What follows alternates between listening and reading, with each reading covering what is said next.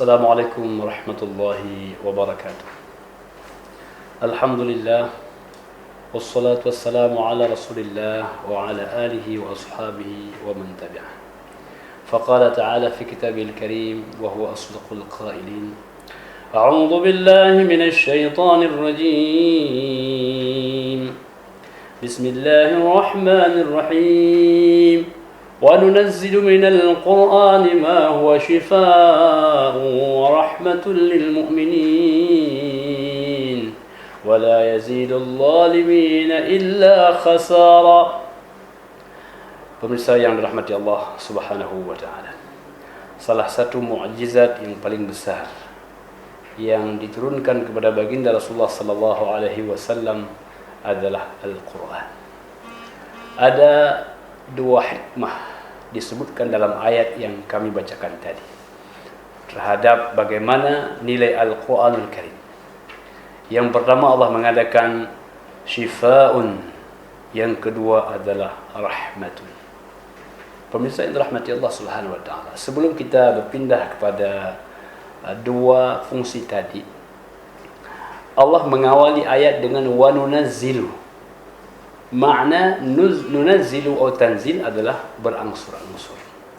Jadi di antara fadilah Al-Quran, ketika Allah turunkan ia ke dalam hati Nabi SAW secara bertahap, berangsur-angsur, agar melekat, agar menjadi milik, agar menjadi sesuatu yang tidak terpisahkan dengan baginda SAW.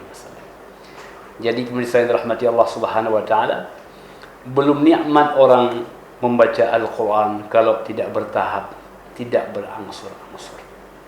Jadi agar kita mendapatkan rahmat Al-Quranul Karim, maka mestilah kita baca secara berangsur-angsur, bertahap, periode demi periode, sehingga kita mendapatkan hikmah dari Allah Subhanahu wa taala. Yang pertama, Allah mengadakan syifa sebagai penyembuh.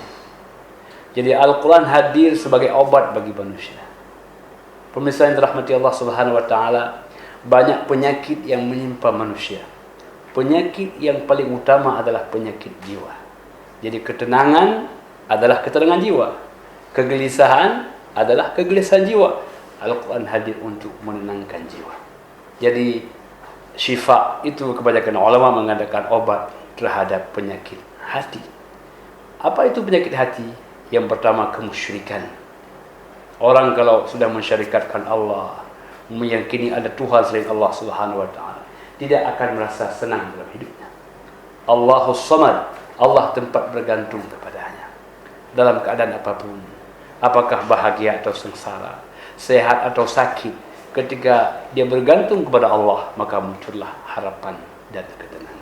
Maka Al-Quran hadir sebagai syifa, penyembuh terhadap kemusyrikan dan ketergantungan kepada benda, mengembalikan ketergantungan kepada Allah Subhanahu wa taala.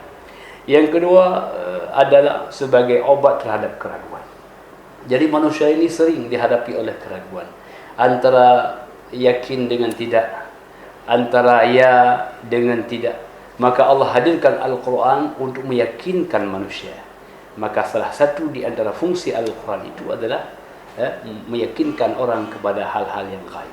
Karena ketika kita yakin kepada al-gaib, sesuatu yang kita yakin ada kekuatan di balik kekuatan yang nyata ini, maka akan menghadirkan sebuah ketenangan dalam jiwa manusia.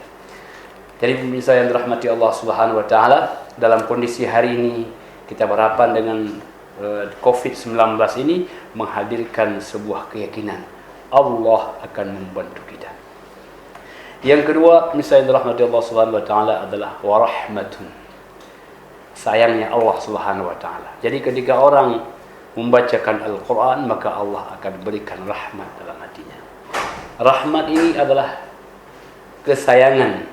Rahmat inilah curahan nikmat Allah Subhanahu wa taala. Maka pemirsa yang dirahmati Allah, orang masuk syurga dengan rahmat Allah. Orang bahagia dengan rahmat Allah. Orang tenang dengan rahmat Allah. Rahmat adalah sebagai punca dan puncak semua kebaikan.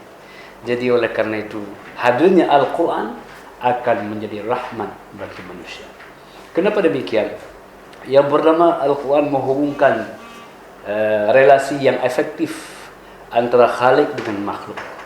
Jadi jemaah yang dirahmati Allah Subhanahu wa taala, pemirsa semuanya, ketika orang sudah menghadapkan hatinya kepada Allah, maka muncullah sebuah ketenangan, yaitu rahmat yang luar biasa karena menghadapkan hatinya kepada Zat Pencipta.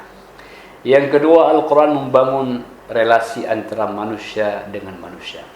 Jadi tanda orang tenang itu adalah ketika bertemu dengan orang lain bisa membahagiakan orang lain, dan orang lain bisa membahagiakan dirinya. Ketika kita tidak bisa bahagia dengan bertemu orang lain, maka kita tidak dapat memperoleh kebahagiaan dalam hidup ini. Orang di kantor bisa bahagia karena bertemu dengan teman sekantornya. Di rumah bisa berbahagia karena bertemu dengan istrinya. Di masjid bertemu dengan jamaahnya. Jadi kebahagiaan itu adalah ketika bertemu dengan orang lain. Jadi oleh karena itu Al-Quran mengatakan, Ya ayuhan nas, inna khalaqnakum min dzakarin wa unsa waja'alnakum syu'uban wa qabaila lita'arafu. Ujung ayat ini Allah menghantarkan lita'arafu, untuk saling kenal mengenal, untuk saling berinteraksi, untuk saling berkomunikasi. Jadi inti hidup ini adalah kita bisa berkomunikasi dengan orang lain. Makanya Nabi mengatakan salah satu kebahagiaan adalah idkhalus surur ila qulubil mu'minin. Memasukkan kebahagiaan kepada orang-orang yang beriman. Orang kalau melihat wajah kita senang dia. Kita juga melihat wajah orang juga bahagia. Maka Al-Quran menghadirkan interaksi yang efektif. Hubungan yang sangat indah. Jadi pemirsa yang dirahmati Allah Subhanahu wa taala, hadirnya Al-Quran, hadirnya rahmat. Orang yang dekat dengan Al-Quran dekat dengan rahmat.